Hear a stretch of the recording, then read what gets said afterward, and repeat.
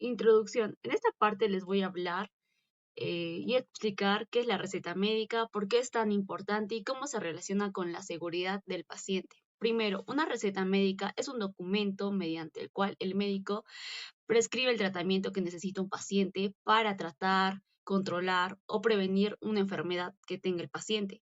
No solo es un papel donde se escriben medicamentos, sino es un documento tanto legal, científico y técnico. Técnico porque contiene información como el nombre del medicamento, la dosis, la vía de administración y también la duración del tratamiento. Es científico porque la prescripción debe basarse en evidencia y guías clínicas. Y es legal porque lleva la firma y sello del médico, lo que le da validez y responsabilidad al profesional de salud. Además, la receta está orientado al químico farmacéutico durante la dispensación y el paciente sobre la forma correcta de utilizar sus medicamentos. Para que una receta sea adecuada, debe promover un uso racional de medicamentos, es decir, que el paciente reciba el medicamento correcto, la dosis correcta, durante el tiempo correcto necesario y al menor costo también posible, ¿no? Para lograr se aplican las buenas prácticas de prescripción que ayudan al médico a elaborar una receta clara y segura. También se aplican lo que vendría a ser las buenas prácticas de oficina farmacéutica, como en sus siglas BPOF, que permite revisar y validar la receta antes de la dispensación. Y también es muy indispensable el Petitorio Nacional de Medicamentos Esenciales, con sus siglas PNUME, que reúne los medicamentos del Ministerio de Salud, considera seguros y eficaces y de costos efectivos. Con todo esto, la receta médica bien elaborada no solo garantiza un tratamiento eficaz, sino que también ayuda a prevenir errores de medicación, proteger la seguridad de lo que vendría a ser el paciente, que es justamente el enfoque que le queremos dar a nuestro trabajo. Continuamos con nuestros objetivos de nuestro trabajo. Como objetivo general analizamos una receta médica según la normativa peruana, el Petitorio Nacional Único de Medicamentos Esenciales, los principios de farmacovigilancia y tecnovigilancia con el fin de verificar la adecuada prescripción y promover el uso seguro de los medicamentos. Como objetivos específicos evaluamos el cumplimiento de buenas prácticas de prescripción, buenas prácticas de oficina farmacéutica, verificamos la adecuación de los medicamentos al diagnóstico, identificamos posibles interacciones, duplicidad terapéutica y reacciones adversas, analizamos la importancia de la farmacovigilancia, la tecnovigilancia y planteamos recomendaciones para prevenir errores de la medicación. Descripción de la receta y análisis según normativa peruana de buenas prácticas de oficina farmacéutica. Comenzamos con lo que vendría a ser la receta, que al encabezado tiene que ir el nombre del establecimiento. En mi caso es Receta Única Estandarizada de Microred de Ciudad Blanca. También puede contener el número de receta, que lo tiene. Luego de ahí los nombres y apellidos del paciente, Marilena Quispe Paredes. El DNI, que si cuenta la edad, el género, no cuenta con la edad. Luego de ahí el diagnóstico tiene hipertensión arterial y dislipidemia, que sí cuenta con el diagnóstico. Y luego de ahí la fecha cuando se está emitiendo esta receta, que sí cuenta también. También cuenta con el código y luego de ahí la receta está dividida en dos partes, una que va para el farmacéutico y otra que va para el paciente. En la que va para el farmacéutico va el DSI o el nombre genérico y entre paréntesis puede ir el nombre de marca del medicamento. Luego de ahí va la concentración, que por lo menos aquí es 50 miligramos. La forma farmacéutica, tabletas, como lo vemos en mi receta, y la cantidad. Luego de ahí, en la parte de lo que va para el paciente, contamos con también el DCI, el nombre del medicamento, la dosis, que son tabletas, y lo que vendría a ser la vía de administración, la frecuencia y la duración del tratamiento. Que la vía de administración es vía oral, la frecuencia es cada 24 horas en el Lorsatán y la duración es 30 días. Cabe recalcar que también aquí se ponen indicaciones medicamentosas que no las tiene y otras indicaciones que es dieta y ejercicio en mi receta y luego de ahí la firma y también lo que vendría a ser el sello del doctor. Luego de eso también En el análisis vemos que aparentemente la receta se encuentra bien, pero se encuentra con una duplicidad y una interacción medicamentosa, y aparte de eso que no cuenta con la edad y hasta la fecha de hasta cuándo es válido esta receta. Continuamos con el análisis de la receta médica, donde se ha hecho la comparación de los medicamentos prescritos con el Petitorio Nacional Único de Medicamentos Esenciales, con la finalidad de verificar si los medicamentos prescritos sean para nuestro paciente, para la patología de nuestro paciente, y si no hay algún uso que no sea seguro para nuestro paciente. Entonces, en esta receta encontramos medicamentos que han sido prescritos principalmente para la hipertensión y la dislipidemia. El hecho de que un medicamento esté dentro del petitorio no quiere decir y no quiere significar que esté considerado como esencial para atender las necesidades que tenga nuestro paciente. Entonces, pero sí son esenciales para la parte de salud. Por eso es importante verificar estos aspectos antes de su dispensación, además de otros aspectos, ¿no? Como es la dosis, la duración, el tratamiento también que va a seguir y los riesgos. Importante, estos son los riesgos antes de nuestra dispensación que vayamos a dar. Ahora, dentro de los medicamentos prescritos para nuestro paciente tenemos primero lo que es el losartán, que es de 50 miligramos, que pertenece al grupo de los antagonistas de los receptores de receptores de antagonista 2 o los ARA2. Entonces su función principal es disminuir la presión arterial al bloquear la acción de los antagonistas 2, y que es una sustancia que produce pues vasoconstricción y un aumento de la presión arterial. Ahora, también tenemos el enalapril. Enalapril de 10 miligramos, que pertenece al grupo de los inhibidores de la enzima convertidora de angiotensina o IECA. Entonces, este medicamento también tiene la misma función, el mismo efecto antihipertensivo, porque disminuye la formación de la angiotensina 2. Ahora, aunque ambos medicamentos tengan la misma función, o sea, son medicamentos que tratan la hipertensión, están dentro del manejo habitual y que están dentro del manejo habitual, ¿no? Al revisar la receta debemos evaluar que si es correcto administrarlos juntos a ambos medicamentos, porque ambos actúan sobre el mismo sistema del organismo, que es el sistema de renina, angiotensina, aldosterona. Entonces es muy importante evaluar esto. Sin embargo, ahora vamos a continuar hablando más adelante de por qué esta interacción puede afectar y es un problema que hemos podido identificar dentro de la receta. Continuamos con el otro medicamento prescrito, que es la atorvastatina de 20 miligramos, que también pertenece al petitorio, que está dentro del petitorio, pero no es un antihipertensivo. Este medicamento pertenece al grupo de las estatinas, y su objetivo principal es disminuir el colesterol, el LDL. Como recordamos, la patología de nuestro paciente es la hipertensión y el LDL elevado, ¿no? que es la dislipidemia. Ahora, ayudando, ¿qué es lo que hace este medicamento? Ayuda a reducir el riesgo cardiovascular de nuestro paciente, que es lo principal, que es ese medicamento va a ayudarle para esto, ¿no? Ahora, el omeprazol. El omeprazol se le está dando al paciente de una cantidad de 20 miligramos y es un inhibidor en la bomba de protones. Es utilizado para disminuir la producción del ácido gástrico. Entonces, el omeprazol se utiliza principalmente como un protector gástrico. Sin embargo, antes de dispensarlo, se debe verificar si realmente existe una indicación como la protección gástrica o una enfermedad gastrointestinal. Posterior a esto, por último, tenemos el ácido acetilsalicílico de 100 miligramos, que es un antiagregante plaquetario, es decir, disminuye la formación de coágulos, y su uso debe ser justificado según el riesgo cardiovascular del paciente, porque no todos los pacientes con hipertensión requieren un medicamento como este. Entonces, después de haber hecho ya el análisis de los medicamentos prescritos para nuestro paciente y que todos estén dentro del petitorio, vamos a continuar con la identificación, ¿no? que podemos nosotros verificar dentro de la receta médica y que está relacionado con la seguridad de nuestro paciente, que es la duplicidad terapéutica entre el losartán y el enalapril. La duplicidad terapéutica ocurre cuando dos medicamentos tienen efectos similares y al administrarse juntos pueden aumentar el riesgo sin generar un beneficio adicional. Entonces, en este caso, el losartán y el enalapril actúan en el sistema renina-angiotensina-aldosterona.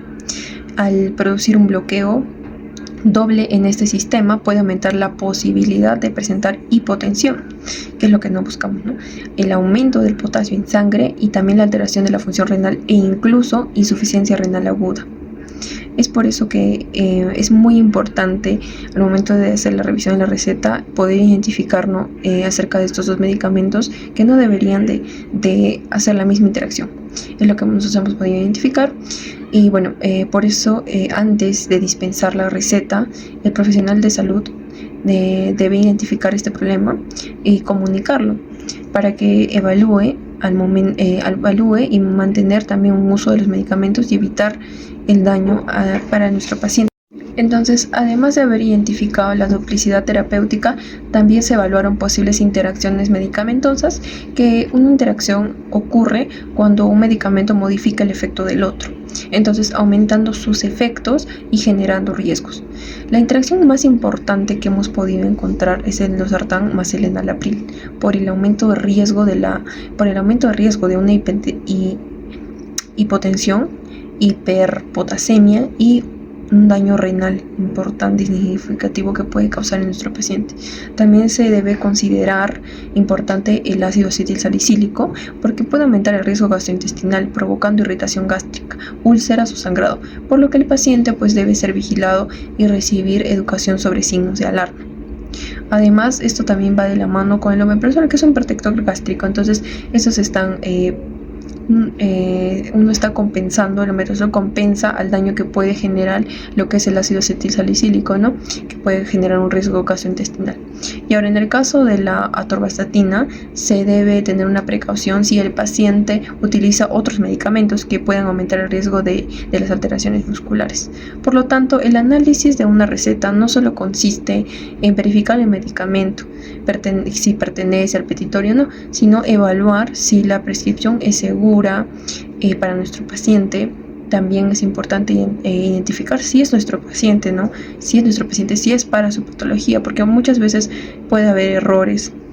Entonces es importante que mientras nosotros estemos revisando la receta podamos identificar esto. A continuación, mi compañera. Siguiendo con la exposición, hablaré sobre las reacciones adversas medicamentosas por fármaco. Para esto hay que tener en cuenta que así como el medicamento puede producir beneficios, también puede generar riesgos si es que no se usa correctamente o no se realiza un seguimiento adecuado. Empezando primeramente con el losartán, el cual es un medicamento usado para controlar la presión arterial y dentro de sus reacciones adversas más importantes se encuentran lo que es los mareos, la hipotensión, que esto genera lo que es la baja excesiva de la presión arterial y por lo tanto esto produce la hiperpotasemia, que es el aumento del potasio en sangre, lo cual también puede afectar lo que es la función renal. Y para esto, como medida de seguridad, se recomienda controlar la presión arterial seguidamente, además de solicitar controles de creatinina y potasio en sangre. También se debe orientar al paciente para que no consuma suplementos de potasio sin indicación médica, porque eso podría aumentar el riesgo de complicaciones. En segundo lugar, tenemos al enalapril. El enalapril también se usa como para tratar lo que es la presión arterial. Sin embargo, puede producir tos seca, la hipotensión, la hiperpotasemia, como lo dije anteriormente, el deterioro renal y una reacción más grave llamada la angioedema. El angioedema se puede manifestar como una hinchazón en los labios, la lengua, rostro o dificultad para respirar incluso. En este caso, la indicación es suspender el medicamento y derivar inmediatamente al paciente porque puede comprometer la vía respiratoria. En tercer lugar, tenemos la atorvastatina. Este medicamento se usa para controlar la dislipidemia, especialmente es para reducir el colesterol. Entre sus reacciones adversas se encuentra lo que es la mialgia, el dolor muscular y además de que puede haber la elevación de las transaminasas, miopatía y también lo que es la rhabdomiólisis, pero no es muy frecuente. Sin embargo, la rhabdomiólisis es una reacción que puede afectar a los músculos y a los riñones. Es por esto que se debe indicar al paciente que consulte si presenta dolores muscular intenso y lo que es la debilidad, además de si presenta una orina oscura. También es importante vigilar la función hepática si es que fuese necesario. Eh, Seguidamente, el omeprazol. Este medicamento se usa generalmente como protector gástrico y una de sus reacciones adversas más frecuentes es la cefalea, la náusea y la diarrea. También se usa cuando se usa por mucho tiempo y se puede asociar a la hipomagnesemia, o sea, es la disminución del magnesio en sangre. Y es por eso que, como medida de seguridad, es importante reevaluar su necesidad luego de 30 días y no debe mantenerse de manera automática si no existe una indicación clara, como lo que es gastritis, reflujo o gastroprotección justificada. Eh, Continuando finalmente con el ácido acetacílico, que es también conocido como AS, y puede ser útil en algunos pacientes con riesgo cardiovascular, pero también tiene sus riesgos, los cuales podría ser la dispepsia, la gastritis, el sangrado digestivo y la aparición de moretones. Es por eso que, como medida de seguridad, se debe evitar la automedicación con estos antiinflamatorios como el ibuprofeno, naproxeno o el diclofenaco, porque estos pueden aumentar el riesgo de sangrado. También se debe vigilar lo que es la presencia de heces negras, vómito con sangre o los moretones frecuentes. Bien, en cuanto al riesgo cardiovascular, la receta no nos permite calcular formalmente el riesgo porque faltan datos como lo que es la presión arterial exacta, eh, el colesterol total, el HDL, LDL, si la paciente presenta tabaquismo, diabetes o una enfermedad renal crónica, además de que si tiene antecedentes de infarto, ACV o una enfermedad arterial periférica. En cuanto a esta falta de estos datos, es importante porque el uso de la artobicina y sobre todo del ácido acetil salicílico de 100 miligramos debe justificarse según el nivel de riesgo cardiovascular, ya que según el protocolo de HERSOPS, se considera hipertenso de alto riesgo al paciente con enfermedad cardiovascular establecida, diabetes, enfermedad renal crónica o un puntaje de riesgo de más del 10%.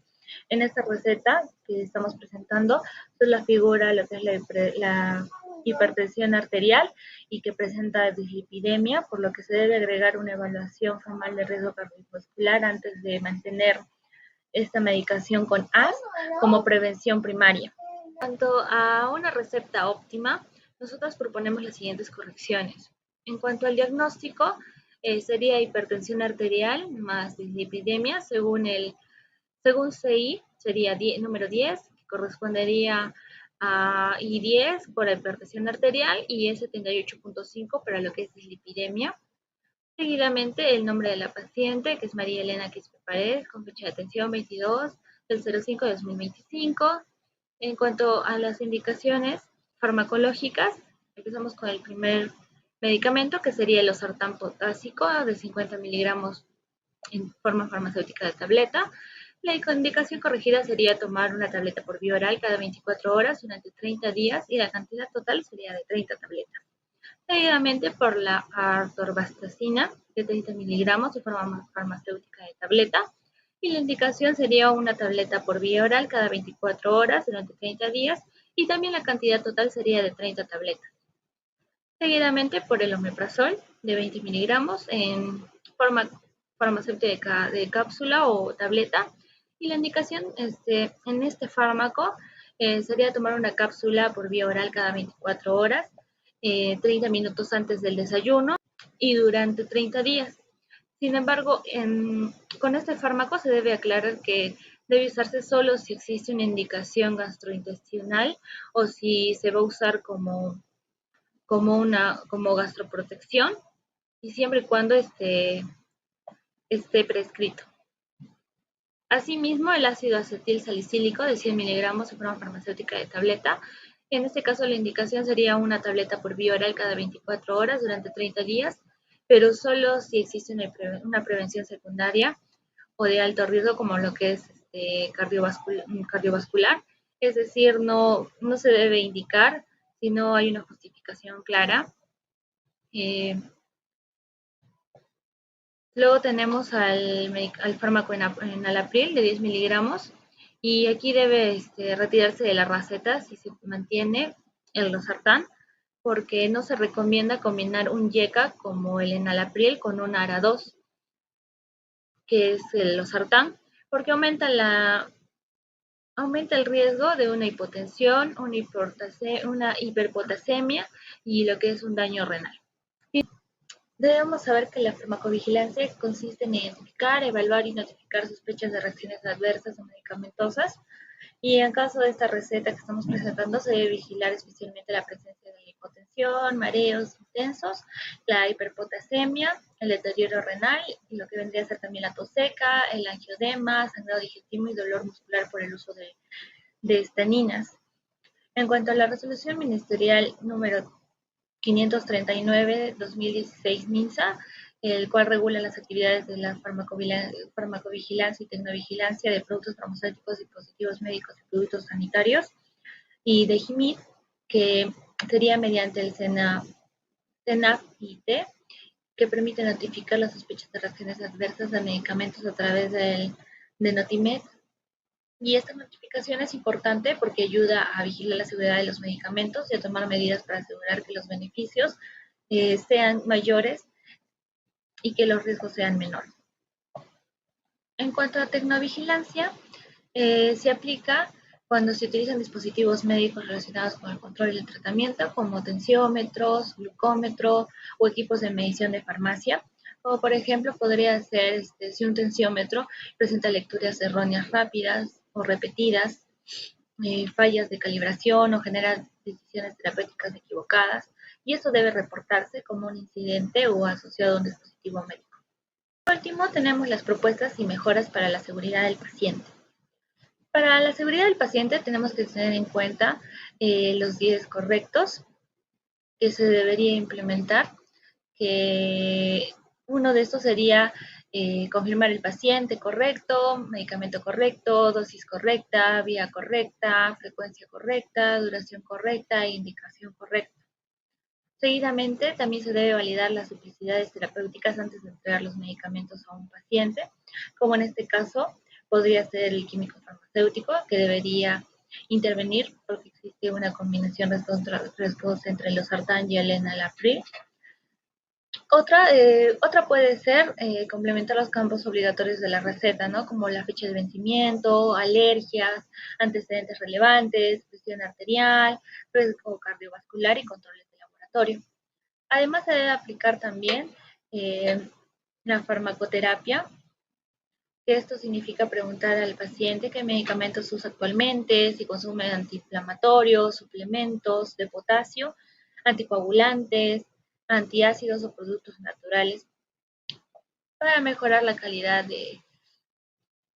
de su atención. En conclusión, para concluir, la receta tiene una intención terapéutica coherente con el diagnóstico de hipertensión arterial y la dislipidemia que presenta la paciente. Sin embargo, presenta un problema crítico de seguridad por la combinación del losartán y el enalapril. Esta combinación representa una duplicidad terapéutica porque ambos medicamentos actúan sobre el sistema renina-angiostina, lo cual aumenta el riesgo de la hipotensión y la hiperpotasemia y el daño renal. Además, el uso del ácido acetilsalicílico debe justificarse mediante una evaluación del riesgo cardiovascular o por antecedentes de enfermedad cardiovascular. De igual manera, el omeprazol debe tener una indicación explícita y no mantenerse sin motivo claro. Asimismo, una prescripción segura no solo consiste en indicar medicamentos correctos, sino también incluir dosis, la duración, indicación, el monitoreo, la educación al paciente y la prevención de errores. Finalmente, la participación del personal de salud es fundamental porque permite detectar duplicidades, prevenir reacciones adversas medicamentosas, permite orientar al paciente y activar lo que es la farmacovigilancia cuando sea necesario. Gracias.